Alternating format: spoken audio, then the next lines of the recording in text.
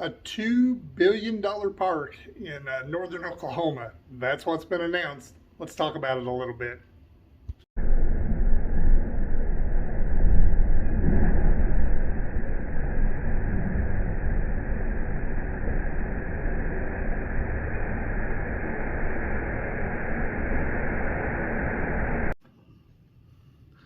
Hello everybody, it's Dan the Pin Collector, and I wanted to talk a little bit today about the newly announced $2 billion theme park proposed for northern Oklahoma, Vinita, Oklahoma to be precise. That area, Mansion Entertainment Group, who owns the Mansion Theater in Branson, Missouri, is going to be the managing partner for this as far as the announcement goes, and they are saying that they only have one investor, but that all of their funding is secured, the land is secured, and they've got really big dreams of opening it up in the fall of 2026. So just a little more than 3 years away. So for one, I'm wanting your opinions. What do you think about a major amusement park on the same line as Magic Kingdom in Disney World or Disneyland in California, in the middle of the country?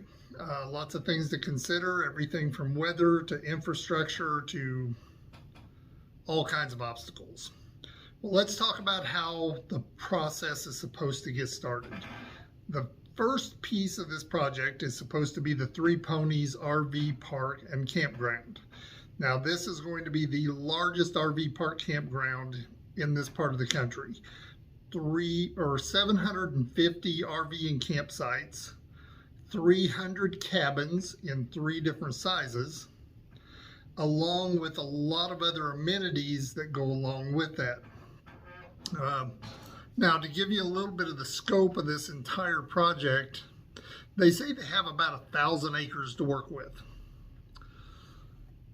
The RV park itself is supposed to open up in 2025, so in just 2 years, and it's going to include things like a general store. Now, the general store is supposed to have things like camping supplies and the amenities you would need for that, easy to prepare foods, drinks, a coffee bar, and their advertisements already, they're saying, and the coffee will always be fresh. So that's one really good thing that they have put out there. And of course, the building itself in the renderings looks fantastic. Now, next they're going to have Frontier Hall. Frontier Hall is basically a dinner theater. It's going to be by reservation. They say that beer and wine and soft drinks, other beverages will be available to purchase in the pre-show area. And then when they ring that dinner bell, they'll take you to your seat, and then the service will really begin. So that's kind of a cool thing, and another really cool looking rendered building for this campground. The third building on the campground is going to be their clubhouse. Now, the clubhouse is going to have a cafe bar inside, but you can be served table service inside or outside, and it'll even have a way to swim up and order from a swim up bar. So of course it will be near the swimming pools. And the last building that they've announced so far is going to be their recreation building, which is going to include things like an arcade, a gym, and those types of things to keep you busy otherwise. Now, 750 campsites, 300 cabins, so we're already looking at 1,050 spaces in a town that not real sure how much will be supported at first. It is right on Grand Lake of the Cherokees there in Oklahoma, so that will help some. And of course, there are some smaller motels, hotels, as well as some resort cabins that can be rented out in that area. And hopefully, as this project gets going, there'll be some more construction and some other businesses will move in, including new hotels and resorts and those types of things. So part 2 of this venture is the theme park.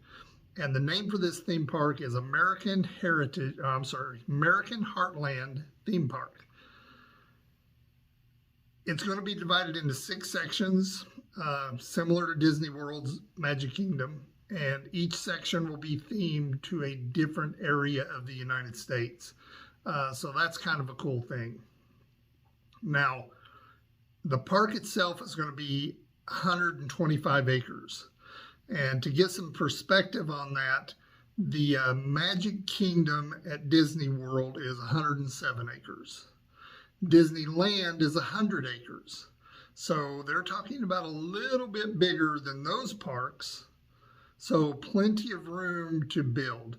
Now, their team includes ex-Disney employees, including Imagineers, park design, special effects, people from Legoland, people from Universal, that have left those companies and have come together to try to create this.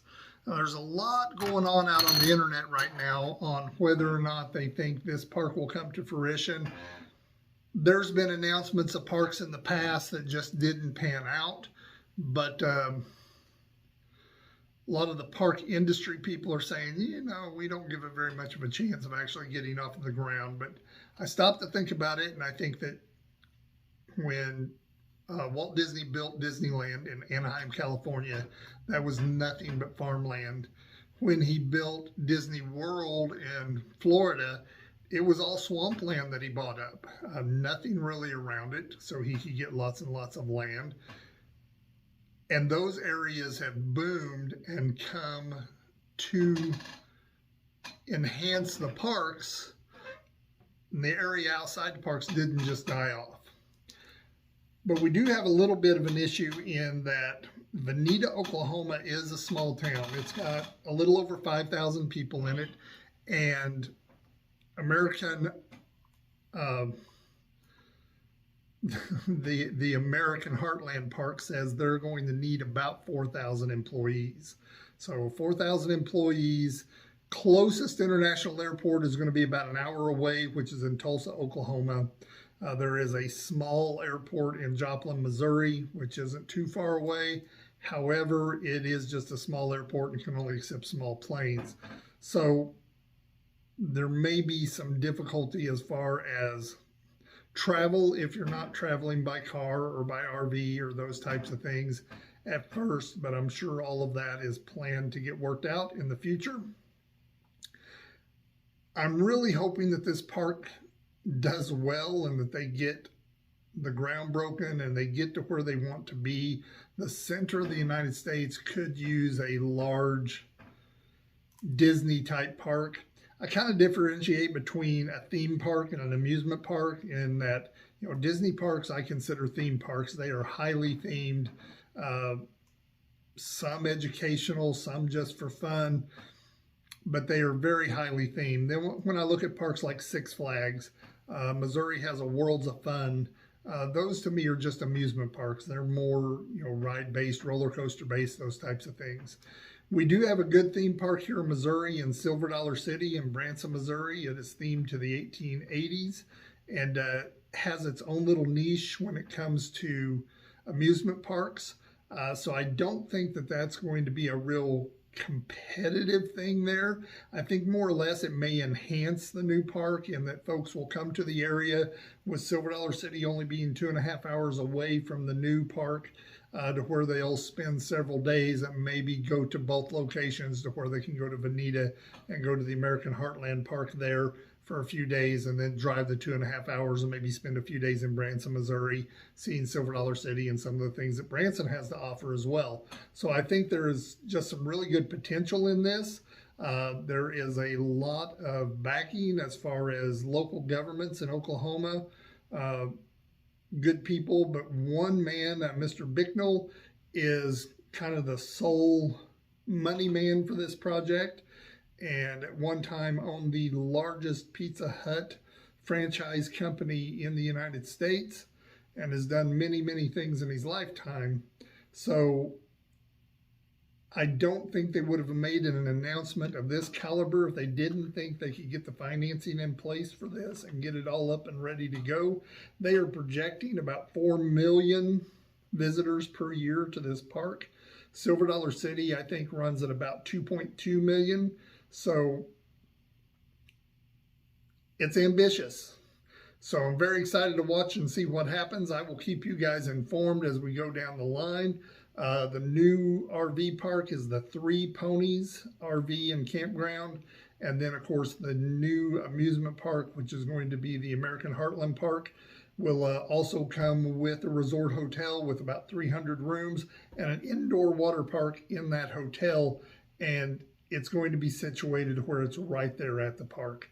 So good times, waiting for good things to happen. Guys, drop me all of your notes on what you think about this new announcement and whether or not you think this park is going to be a go or not.